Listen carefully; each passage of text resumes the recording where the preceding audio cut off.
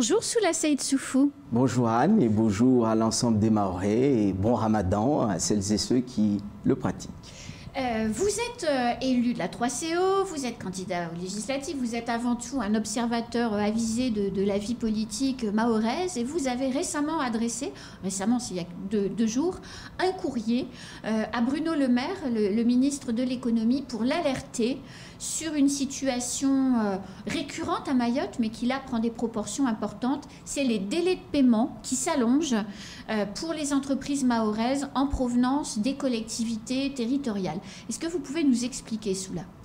Oui, j'ai voulu saisir le ministre de l'économie et des finances pour l'alerter effectivement sur un problème récurrent, mais qui en cette période prend des proportions démesurées. Les petites entreprises et les très petites entreprises sont en train de mourir littéralement à cause des défauts de paiement. C'est intolérable. Si dehors il y a une insécurité physique pour les Mahorais, il y a aussi une insécurité financière pour nos petites entreprises et il faut les défendre. Et c'est le sujet de ce courrier qui invite les autorités publiques, notamment le ministre de tutelle, qui est celui des Finances et de l'économie, à renforcer les effectifs du Trésor public. Mais cela, est-ce que la faute n'incombe que au Trésor? Parce que, on le sait tous, les collectivités n'ont pas forcément toujours la trésorerie, font des listes de priorités, quelquefois même les factures restent entassées dans le fin fond des tiroirs. Ces pratiques qui datent à Mayotte, elles existent toujours. Ça bloque quelquefois avant même d'arriver au Trésor. C'est un ancien DGS qui vous parle. Oui, d'une commune qui n'allait pas bien en plus et qui avait un certain nombre de factures dans les tiroirs. Absolument, et que nous avons redressé. Ce que je souhaite dire, c'est que... C'était la commune d'Aqua. Absolument. Ce que je souhaite dire, c'est qu'après les retards des collectivités, qui sont chroniques, il faut au moins que l'État puisse réduire à son niveau, au niveau du Trésor, ces retards. Or, faute de personnel, ces retards s'allongent et s'additionnent à celles des collectivités. C'est là toute la difficulté. On les connaît. Les difficultés de nos collectivités, elles sont dues souvent à des fautes de personnel aussi, de personnel qualifié, de gestion des délais. Mais il faut aussi que l'État puisse accompagner les collectivités à réduire ces délais en modernisant les pratiques au sein des directions des finances. Mais il faut aussi qu'au niveau du Trésor public, ces délais soient ramenés au strict minimum. Pourquoi? Les grosses entreprises qui ont les reins solides peuvent survivre à plus de 30 jours sans être payées.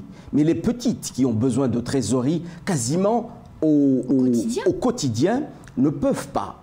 Donc le sujet de ce courrier était simplement de rappeler que le problème n'est pas réglé parce que des efforts temporaires avaient été réalisés, parce que nous avions déjà, par le passé, alerté, mais le problème étant chronique, les effectifs temporaires étant partis, le problème demeure. Il faut donc le résoudre pour redonner de l'oxygène à nos petites entreprises, surtout en ces périodes difficiles.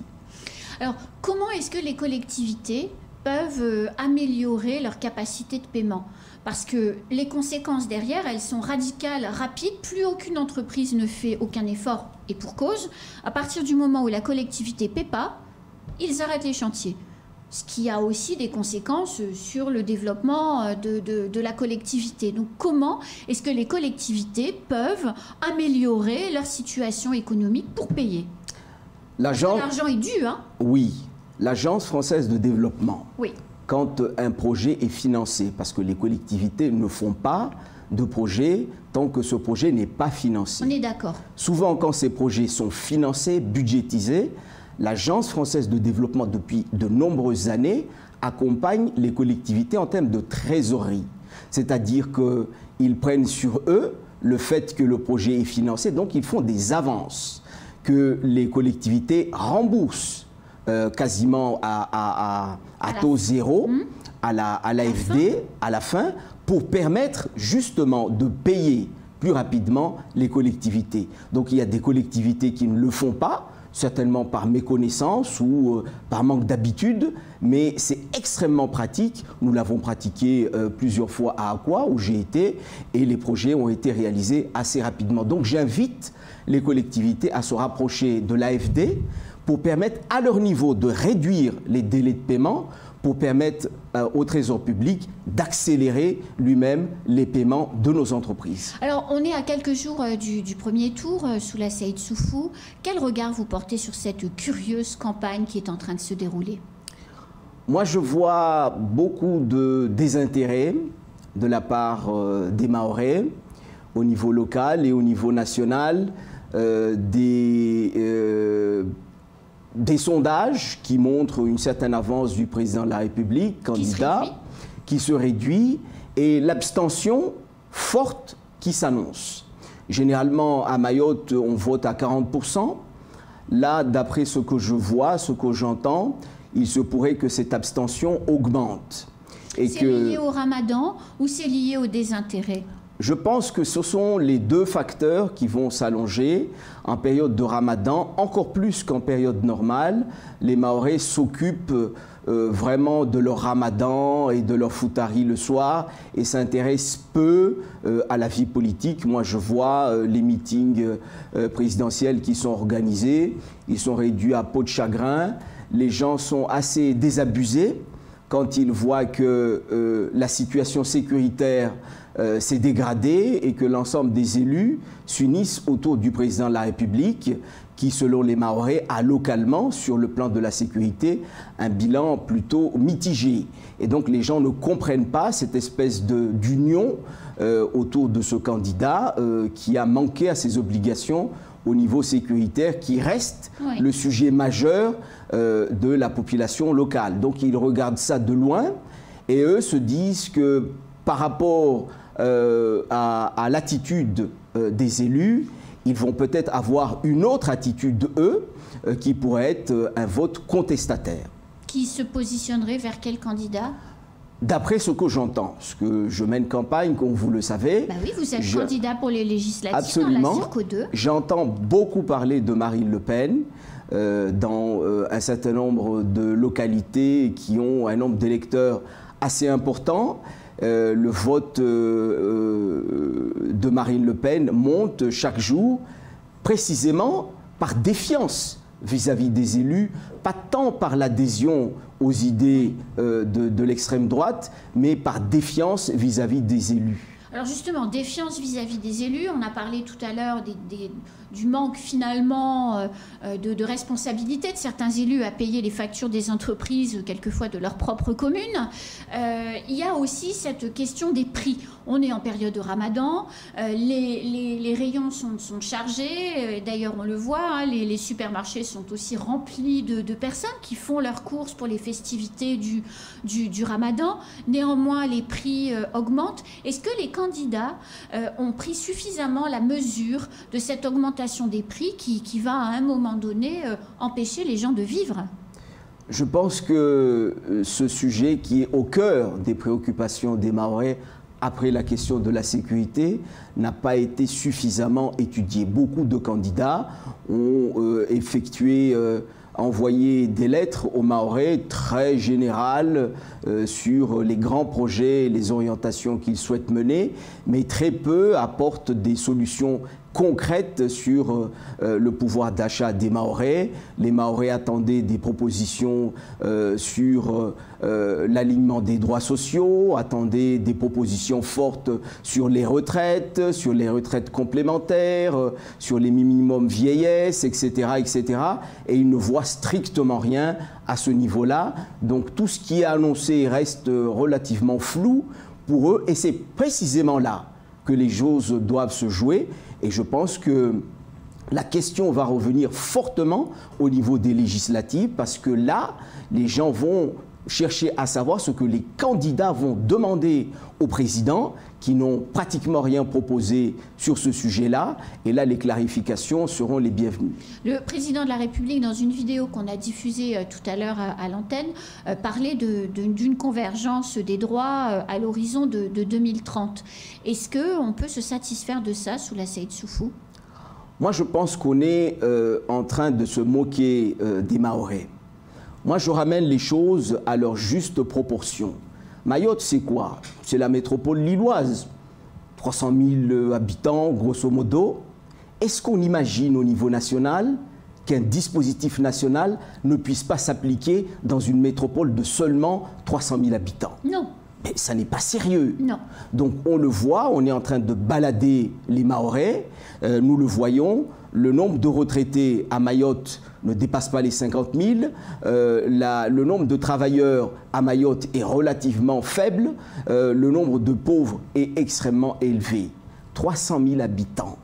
Qu'est-ce qu'on attend pour donner leurs droits aux Mahorais qui font face aux mêmes devoirs qu'au niveau national, notamment sur les impôts et taxes? Donc on le voit, ce calendrier de 2030-2036 n'est pas acceptable pour les Mahorais, et le débat au niveau des législatives va être passionné et passionnant à ce niveau-là, parce que le travail des parlementaires à venir ne va pas être d'aller applaudir tout ce qui se passe au niveau de l'Assemblée, mais de faire en sorte de réduire fortement ce calendrier qui est totalement inacceptable pour les Mahorais. Alors, autre sujet qui occupe le débat public à Mayotte, la question de l'immigration clandestine et la question des visas à accorder. Nombreux sont les candidats qui disent que pour pouvoir venir à Mayotte, il faut aller chercher le visa aux Comores, que pour pouvoir obtenir une régularisation éventuelle, il faut aller la demander aux Comores. Quelles sont vos propositions là-dessus? Moi, je suis très clair sur le sujet. La question de l'immigration clandestine ne peut pas se réduire au visa. C'est un point majeur, mais pas suffisant. Oui. La question de la protection de nos frontières est essentielle, et vous connaissez nos propositions sur la protection de nos frontières avec les dispositifs européens. Il faut donc renforcer déjà au niveau de nos frontières. Sur la question des visas, moi, je suis également de celles et ceux qui disent qu'un visa est un acte diplomatique.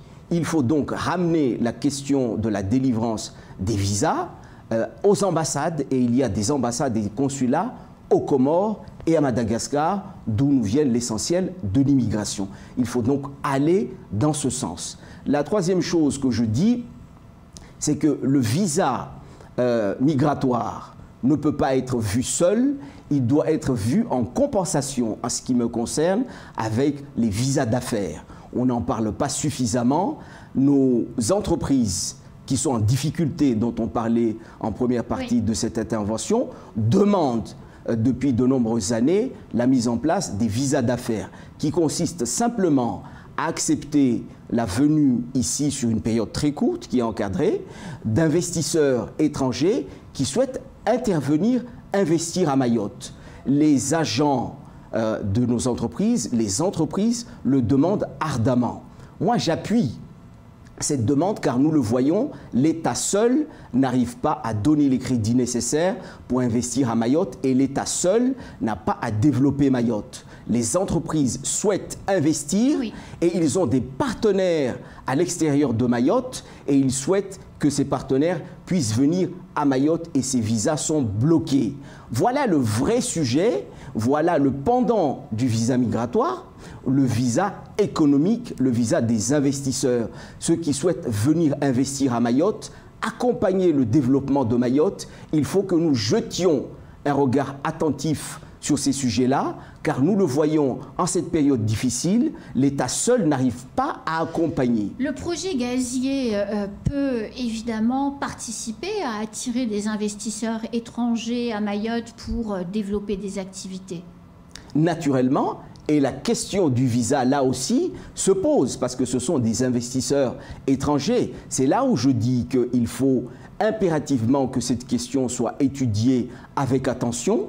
Nous sommes en train de monter un grand projet pour attirer des investisseurs ici, mais si nous mettons en place un dispositif sans faciliter la venue des investisseurs, ça ne sert à rien. Donc c'est là aussi où je dis qu'il faut une cohérence dans ce projet gazier.